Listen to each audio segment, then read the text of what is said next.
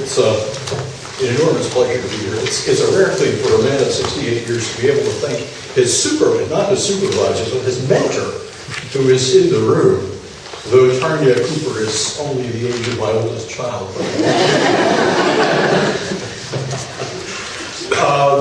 I feel, sitting the last 2.5 days at the conference, that I'm observing a parallel universe to the one in which I work and have come to know a little bit about.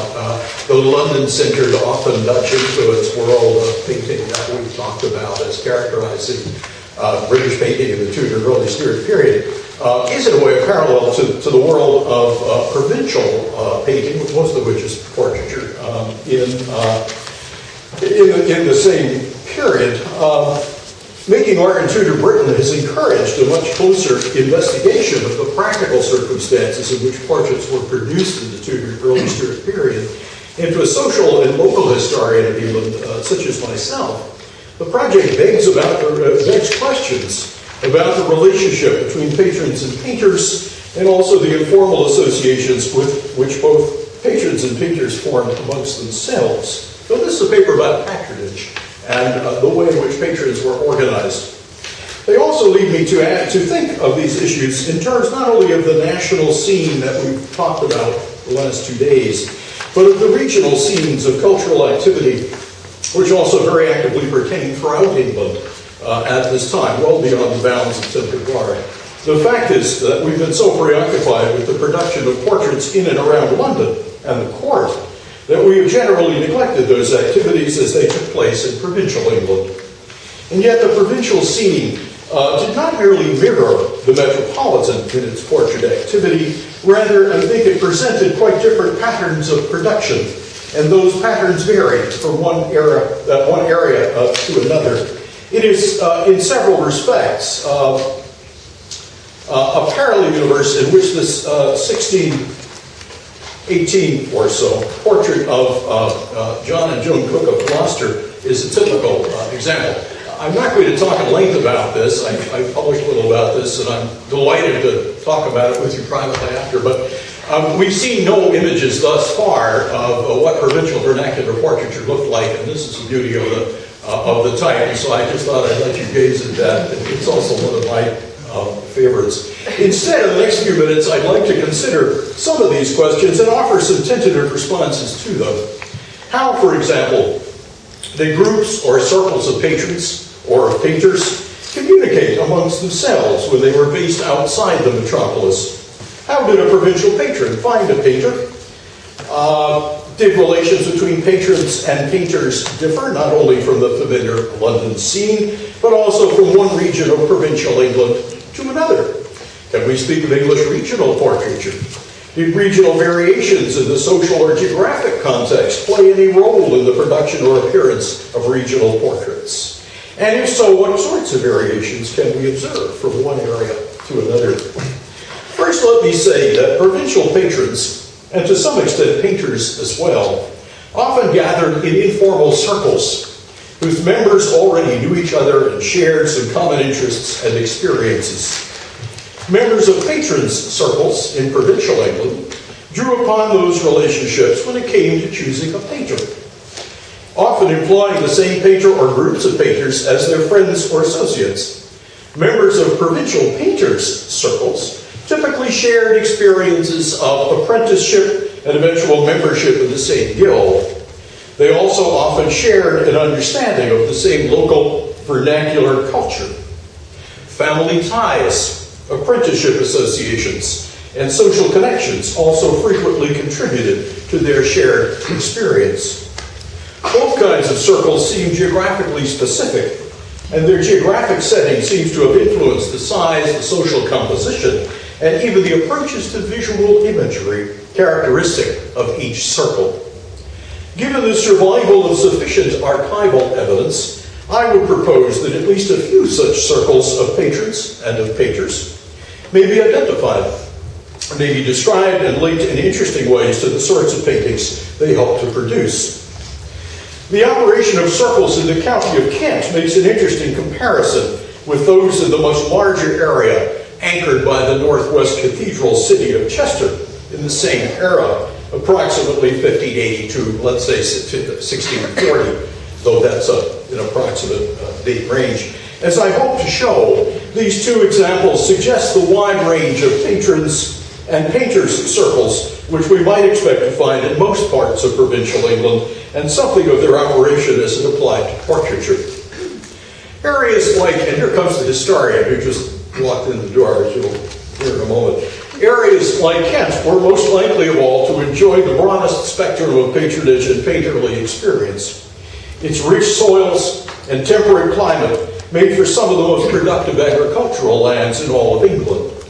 The ease of bringing local produce to the markets of London, rapidly expanding in its population, and to the home counties, and the dramatically increasing population of that metropolitan market area further favored Kentish landowners, making them amongst the most prosperous of the realm.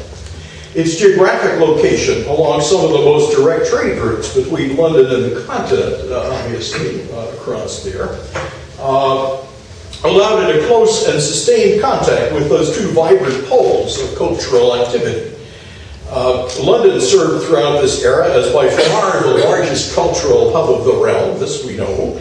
Thousands of migrants and traders will have passed from Northern Europe and through Kent on their way to London, usually through Dover, but through other ports as well. Hundreds at a time will also have settled in Kentish towns like Maidstone and Sandwich and Canterbury and Dover itself along the way. Some of them even migrated back the Netherlands to London, London back to Canterbury, which was kind of interesting, and there they would settle. The social and political elites of Kent consisted during most of this period of some 20 to 30 major county families. Along with their subordinate branches, they comprised the heart of what Alan Everett famously referred to as a county community. Most of these families undoubtedly knew each other. Many intermarried. Some undoubtedly shared their ideas about the visual arts and exchanged tips on favorite builders and painters. Almost all of them, including virtually all who sat in Parliament or on the county commissions of the peace as JPs, enjoyed significant London and court connections. Such connections worked in both directions, as sundry prominent courtiers and leading London liverymen also held lands in Kent. Taken together, these factors also made Kent and other places such as Norfolk, which is, with its principal city of Norwich, one of the most culturally sophisticated areas of England at that time. In the middle decades of the 16th century, many Kentish gentry families will have looked within the Shire for their portrait painters. And local painters capable of turning out portraits, at least of a cruder sort, the sort that you saw to begin with here, abounded in 4 or 5 cities and towns in the Shire throughout this era. I have identified 33 painters working in Canterbury alone between the years 1500 and 1640. Few of these men will have relied on portraiture for a living. Perhaps none of them relied on it exclusively for a living. And if you see their work, you'll realize they'd have starved if they had done so. But many of them could and did turn out the odd portrait when someone walked in the door and asked them to do one and paid them for it. Some of their work still survives, though considering their typically crude workmanship and the increasingly refined sensibilities of their ambient society, much of it will have been destroyed or lost through the years. Daniel Cooper's image of a portrait being used in a baker's oven is probably not as unique as one might think. The Natchbolds of Maidstone, to take a typical middling gentry family, began to commission local craftsmen to paint vernacular portraits for them in the mid-16th century. But within a generation or two, the Natchbolds were commissioning works from the likes of Paul von Sommer, Jan de Kritz the Elder, and Marcus Georgs the Younger, all of them amongst the elite London-based and immigrant painters of the day. And their names have come across the podium quite frequently in the last 2 days of this conference. Similar patronal experiences can be described for the Oxendens of Dean, who employed such notables as Georgs the Younger, Daniel Mightons, and especially Cornelius Johnson. Men like this represented the most fashionable portraitists of their time. They were well patronized by the court circle as well as by the great landed families of the day. They seem to have run large workshops, as we've seen, these workshops being staffed by apprentices and sundry journeymen. Though these masters may personally have traveled from London to do sittings of their patrons in places like Kent, the final portraits prove often to be collaborative works, as we've seen again these last few days. Collaborative works with members of the workshop back in London contributing particular bits and pieces of the whole, perhaps quite substantial pieces of the whole. Families like the Sidneys of Penshurst and the Sackvilles of Knowle rank amongst the greatest English collectors of their time. Such magnates frequently purchased portraits from London and abroad, employed reliable agents to do their buying and to bring them back into the realm. But most of their interest lay with family portraits, documenting their social status, their religious affiliation, and other coveted personal characteristics. Sir Edward Dering of Surrenden Dering provides another typical example of Kentish gentry patronage. In 1621, Dering had the prominent London painter stainer George Cottington, who has recently been identified, come down from London and paint his portrait and those of his deceased first wife, a virtual portrait obviously, his second wife and his brother, 4 portraits in all. Both Dering and Cottington, the patron and the painter, were connected to the Duke of Buckingham, and that court connection served to bring Cottington to Dering's attention. Cottington may have been well connected, and he was certainly a senior member of the Painter-Stainers Company of London. His name runs right through the surviving accounts and minutes of the Painter-Stainers Company. But he was no Daniel Lightons or Cornelius Johnson, who were the all-star painters of the day. The next time Dering wanted family portraits, he went again to the London scene, but he moved up market and chose Johnson for the task. Some idea of how these connections were forged may be gleaned from Dering's access to Cottington through the Duke of Buckingham. Both could be seen as members of Buckingham's large circle at court. But Dering's later choice of Cornelius Johnson, one of the most prominent court painters of the day, opens a window on another patronal relationship, and one which may even more clearly have worked as part of a circle. There we go. In the year 1536, Cornelius Johnson accepted an invitation to stay with the London merchant Sir Arnold Brames, who had recently established his seat at Bridge in East Kent. And if we can get this to work, you see them down there just below Canterbury. Brames had probably invited Johnson to stay so as rapidly to improve his own street cred with his new and better established Kentish gentry neighbors. He was new to the neighborhood and to the gentry. A London merchant who had made good. And if that was his goal, it certainly worked. Johnson painted the Brameses, but he also took commissions from several of Brames' neighbors in that 1636 sojourn. You can see them here. The Oshers of Losenham, the Hammonds of Nonnington, the Paytons of Knowlton Court, the Oxendens of Dean, and the Natchpolls of Maidstone, and the Darings as well. Most of those family seats fell within the closely circumscribed area of East Kent, which you see here. The Oxendens, Hammonds, Paytons, and Brameses all dwelling within 6 or 8 miles southeast of Canterbury and even closer to each other, with the Darings and Natchpolls a mere 20 miles or so further west, and you see them here as well. Some of these families were connected by marriage and even by political outlook. Most will have served together on the County Commission of the Peace. Taken as a whole, these families comprised a small and informal circle of closely associated, geographically proximate, and socially and politically similar patrons who avidly took up the opportunity to snag Johnson while he was in the neighborhood. The immediate circle defined by its patronage of Johnson waned once Johnson returned to London, probably several weeks later, maybe a month or 2 later, we don't know exactly when. And that reminds us that these patrons' circles were ephemeral and often of short duration. They formed, they operated, they dissolved, they reformed in different patterns. I think this is typical of the activity of patrons for all sorts of cultural activities in provincial England at this time. In any event, some of its members continued to commission Johnson from his London base, others turned to other painters of a similar stature. In all such choices, the rich agricultural lands upon which their fortunes rested and their proximity to London allowed these wealthy Kentish families to commission the very best painters of their time.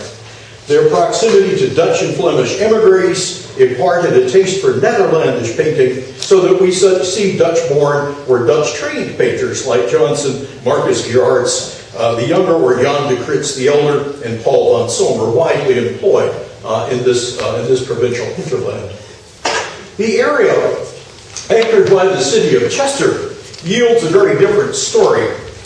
Far from London and the court, facing westward out to the Atlantic rather than eastwards towards continental Europe, that cathedral center and port city offered few of the cultural, political, or social connections enjoyed by the denizens of Kent. It expressed little or no inflow of Dutch and Flemish refugees, as did Kent or Norwich or other centers on the east or even south coasts. Poor and sparsely populated lands and distant, smallish market areas made for a relatively impoverished and landowning gentry scattered over a relatively quite wide area. Save for the Stanley Earls of Derby, who were as often absent as they were present, no great magnate families dominated the area as they often did elsewhere, certainly did in Norfolk. In addition to Chester itself, which served as its urban hub, this de facto hinterland, as I think of it, took in most of Cheshire, parts of southern Lancashire, northern Shropshire, and the Welsh counties of Flintshire and Denbighshire, possibly part of Breconshire as well. Not very well demarcated on that rather awful map. I'm sorry for that. And yet, as the same social motivations for portrait patronage pertain to the gentry in these areas, as they did in Kent, this wide hinterland also produced a steady demand for portraits, at least from the late Elizabethan period, probably earlier than that. Given the geographic and demographic profile of the whole region, and save for the very occasional patron who traveled to London, that demand fell almost entirely on the resident painters of Chester itself. And at least in their numbers, those men were certainly up to the task. I have identified an even 40 master painters in Chester's amalgamated company of painter-stainers, glaziers, embroiderers, and stationers. 5 or 6 of them known to have produced portraits which have survived. Well, they haven't all survived. 5 or 6 of them are known to have produced portraits between about 1590 and 1640. They are John Souch, Edward Mellon, Thomas Pulford, Thomas Lee the elder, Thomas Lee the younger, and possibly the engraver Daniel King. Except for Souch, their names are almost wholly unfamiliar to us, and yet we can document them, and we have some of their works. Yet the circles of patrons and painters and the connection between these parties worked quite differently in the Chester area than they did in Kent. Kentish gentry patrons, as we've seen, carried out their lives in very tight social networks of similar sorts of people who lived in close proximity. They will have served together on county offices. They chose their painters on the advice of each other and through their court connections. And they drew especially from the ranks of the elite, especially foreign-born painters who operated large workshops in that metropolitan area and quite naturally may well have passed through Kent on a fairly frequent basis on their way to or from their lands of origin. The gentry families of the Chester hinterland, by contrast, resided not in one but in several shires. They will therefore not always have sat together on the same county's commission of the peace. They did often intermarry with each other, but they didn't often live as near to each other as their Kentish counterparts. They were certainly not drawn together by shared court connections. Few, if any, of these political small fry, which they all were known commodities at court. Their acquaintance with continentally inspired and classically derived visual culture remained extremely limited. What they did principally share was a reliance on the city of Chester for many goods and services, a general proclivity toward religious conservatism, many of them were Catholic or Anglo-Catholic, and, very important this, a common and close acquaintance with the heralds, deputy heralds, and herald painters who diligently served that area. Here lies an important clue to the patronage and the production of this area's portraiture, and to the nature of the portraits produced therein. Heraldic visitations, of which Elizabeth spoke a little yesterday, and the arms-bearing status which the heralds verified or bestowed on individuals and their families definitively affirmed the very gentility to which the landed classes of the day so earnestly and famously aspired. The award or certification of arms served as the common currency of social status. In order effectively to monitor and control this system, heralds and deputy heralds were obliged to remain in close, constant, continuing contact with the arms-bearing families of their assigned areas. Heralds and their deputies carried out periodic visitations. They adjudicated new requests for arms for the socially mobile families of the era. They formally presided at weddings and funerals of armigerous families. They arranged public processions at such events so as to maintain the appropriate order of precedence amongst participants, and they kept track of those generational comings and goings marked by those same events, birth, death, and marriage. The heralds and their deputies based in Chester were traditionally assigned an area which took in parts of several counties along with Chester itself, and the area of their jurisdiction is very nearly coterminous with the virtual ring of patrons that you see on the map. During most of the period at hand, one particular family dominated the heraldic functions of the district. Randall Home, the elder, and his son, Randall the younger, worked continually in heraldic office from about 1590 right into the 1650s. They combined those appointments with their training in and their occupation as herald painters and painter stainers. No single portrait has been confidently attributed to them, but we do know that during these years, the Holmeses performed their heraldic duties, including heraldic painting, with exceptional diligence. In addition, they collected prints and drawings, which could be used as models for imitation. They also took on a number of apprentices and journeymen, several of whom did proceed to paint the portraits of the regional gentry.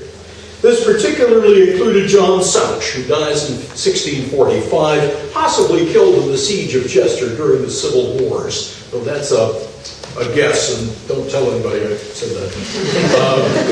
Souch, whose clients you see here, is still one of the best-known regional painters of his time, and one of the more sophisticated provincial painters of his time, I have to say. Though he's a long shot from Emeritus and so forth, Emeritus Johnson. From 1617 to his death in 45, Souch ran a small but active workshop as a Chester master painter. Close and continuing relations to the Holmeses kept him closely connected with the primarily Royalist and Anglo-Catholic gentry of an entire Chester-based hinterland from which he built his portrait clientele. These patrons included members of the Aston, Corbett, Davies, Dunn, Hutchinson, Lee, Holliston, Paulette, and Trafford families, and probably the Chumleys as well. Many of them had intermarried in ceremonies over which the Holmeses had presided as deputy heralds. Many also had their genealogy and death certificates compiled and signed by one or the other of the Holmeses, Souch's mentors, acting in that same heraldic capacity. Oh my goodness, here we are, okay.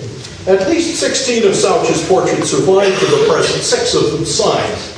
The best known of these is Sir Thomas Aston at the deathbed of his wife. Many of you will know it. It hangs in the Manchester City Art Gallery. It suggests to me a transitional stage, kind of a snapshot, I guess, in the emergence of English school portraiture English school provincial portraiture at this time. A snapshot in time of a locally trained craftsman painter reaching forwards toward a classical understanding of drapery and bodily form, but not quite getting there, as you can see. It is also interesting from the perspective of patronage. Lady Aston's death certificate actually survives. It bears the signature of Randall Home the elder, with whom Souch apprenticed. This in Holmes, the capacity as deputy herald. Ties to both Holmeses afforded Souch access to the regional gentry whom they served as heralds. They also gave him access to the Holmeses' large and valuable collection of prints and drawings, exemplifying contemporary continental trends in figurative, classically derived representation, a collection now preserved as British Library manuscript Harleian 2001. Not surprisingly, portraits of the Chester-trained Souch show a clumsier assimilation of continentally inspired expertise than those done for the gentry of Kent by their London-based and mostly foreign-born painters, and done by the gentry of Kent 20, 30, 40 years earlier than Souch, who was still trying to learn these techniques in remote Chester. Souch's work exhibits little of the Netherlandish influence, or for that matter, the collaborative elements of Kentish or courtly portraiture. Chester records from this era are so good, I recommend you all went up to Chester Monday morning and look at them, that we actually know whom Souch took on as his apprentices and journeymen, and when he did so, and how long they stayed in his workshop. Don't you wish we could know that about some of the London painters? Astonishing as it may seem to those familiar with the great workshops of the London painters, these records tell us that Souch took on but 3 apprentices and 1 single journeyman, the latter serving for but 2 years, in his entire 28 years as a master painter in Chester. All the work on almost all the paintings attributed to Souch must therefore derive from his hand and not from several hands working collaboratively, a sharp distinction from what we're learning about the London workshops. Another signal characteristic of Souch's work is the more conspicuous influence of heraldic imagery than you would find in Kentish portraits of the same era. The Aston painting certainly shows concerns about family succession, coats of arms, and so forth, which are the very stuff of heraldic concern. The well-known and intriguing portrait of the Cholmondeley ladies was done anonymously in Chester at roughly the same time, actually 2 decades earlier than Souch's Aston. Dwelling as it does on family succession, obviously, and employing the sparse palette of heraldic colors and based on cheap and locally obtainable pigments, I assume, it offers another example of that heraldic influence at work in the regional vernacular of the Chester hinterland. Ironically, both the Astons and the Cholmondeleys of that and previous generations knew each other well, they had intermarried, and both of them knew and were well connected to the Holmeses. And they drew readily, not surprisingly, on painters of the Holmeses circle. I don't know precisely who painted the Cholmondeley ladies. I'm hoping somebody can tell me that. I see Karen smiling. But I'm certain that it's painted by someone in the Chester circle, and I feel they're very connected to the heraldic influence coming out of the Holmeses and their immediate ambiance, very possibly from their workshop. You didn't hear me say that either. Well, what might we conclude from all of this? Both those who availed themselves of Cornelius Johnson's short-lived presence in East Kent and those resorting for a much longer period to John Souch and his contemporaries around Chester exemplify a variety of patronal circles in operation at this time in provincial England. As for painters, something like the Holmeses circle in Chester, with its guild-centered, traditionally chained craftsmen, almost certainly operated in other provincial centers, places that I have investigated, but whose records are not quite up to Chester, so I hope I'm not offending anyone. Places like Norwich and Exeter and York and Newcastle and Gloucester and Bury St Edmunds at around the same time. Surviving traces of these circles may still be found in archives and portraits of these centers, though so far as I can tell, only Chester and perhaps Norwich and Newcastle has wonderful records, retain a sufficient paper trail to be of much help in reconstructing their circles of painters and patrons. We can say, though, that circles of both patrons and painters varied considerably in their size, their longevity, and both their geographic extent and location. Their formation seems to have been based partly on their geographic, economic, and social contexts. Given the potential for regional patronage, painters' circles seem to have gained their impetus from a very few key people in each case. Johnson in the Kentish example, the Holmeses and Souch in the Chester example, probably the painters William Robinson in Newcastle or Samuel Kirk in Lichfield, to introduce two new names to what we know of painters of this time. And though this is a case to be made at greater length elsewhere, I would even venture the notion, as long as you're not listening, that some of the provincial portraiture of this era may vary in its workmanship, palette, and iconography in ways which are recognizably and regionally specific within England. Thank you.